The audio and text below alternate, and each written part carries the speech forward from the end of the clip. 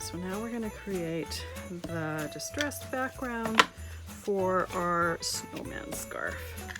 And this is just a great way to incorporate the colors that were used in the sky into the rest of the design.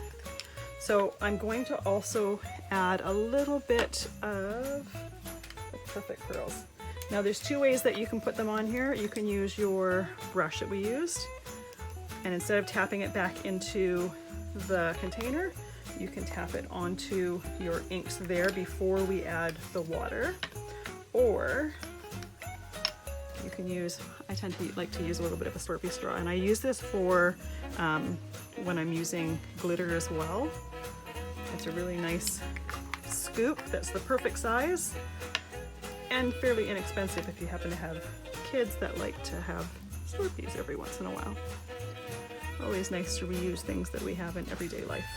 All right, so I have a little bit of each of the colors in there, and they are going to blend in with the inks while we're doing this background, and they're just going to add a little tiny bit of sparkle to that scarf. So this particular piece of paper is fairly thin and narrow, so tap them all in, and then we need to dry this background here. It doesn't need it to be 100% dry, probably 80 to 90%, so then we can tap it into the ink again to add a little bit of splotches, a little bit of interest. And the nice thing about this is it's plenty to die cut the scarf out of, so you have lots of room to find your favorite spots and just die cut those. And if you look at the snowman, the scarf is fairly tiny, so you don't need a whole lot of paper to do this. You can even use a solid color if you wanted, but like I said, I just thought it was a great way to incorporate the same colors as the sky and just have that scarf tie that snowman in. Now there's big blotches on this end here that are kind of a little bit gray, so I'm just going to take a paper towel here and I'm just going to tap some of the excess off of that. And when I do that, it's mostly dry, so I'm just going to tap into some of those inks. I'm trying not to get rid of some of these pinks there. I don't want to completely cover it up. And if I was working on the background for a card, I would make sure that I have the entire surface covered as much as possible. Because we're die cutting this, I'm not worried about that. I'm just worried about, well, not really worried. I'm just trying to create an interesting background. So I'm not necessarily trying to have it completely covered. If you're new to this technique, it's also a great way to try it out and play with it. Because if you're die cutting, you look at the way the background turns out in a different way than if you're using it for, say, the base of a card or something. And this particular heat gun that I'm using, it's a Heat It tool. It's intended for drying inks and drying glues. I will use it for the embossed star background. You can use it for embossing, but it's a little bit more of a gentle heat. So when you do embossing with it, it just takes a little bit longer.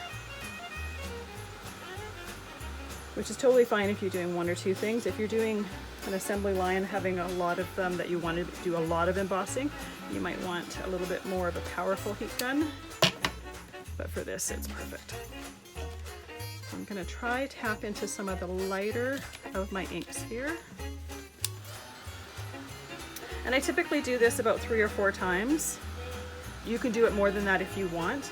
I just do it enough till I find some interesting areas for this particular project that I know I want to die cut from. For other projects, you just do it until you have a background that you like, that's suitable for whatever project you're doing it with. And adding the Perfect Pearls to this, like I said, it doesn't make it completely shimmery. It just adds little blotches of shimmer within your background. A tiny little bit of color. But because we're using both the oxides and the Perfect Pearls for the sky, you have those anyways, so it's always nice to incorporate it into a project more than once. almost dry, and I think this is the last layer that I'm going to do, because I've got lots of spots here that I can die cut. Little bits there that I'll let dry, but I'm not sure if you can see it on the camera, but there's little tiny bits of, some of the shiny parts are the ink, but a lot of that is the mica powders mixing in with the inks there. So I'm gonna let that finish drying. You wanna make sure it's 100% dry before you start die cutting for your snowman. You could even use it for the snowman hat if you wanted, but just a great way to include the same colors into your background. We'll see you in the next video, and we're gonna start doing some die cutting.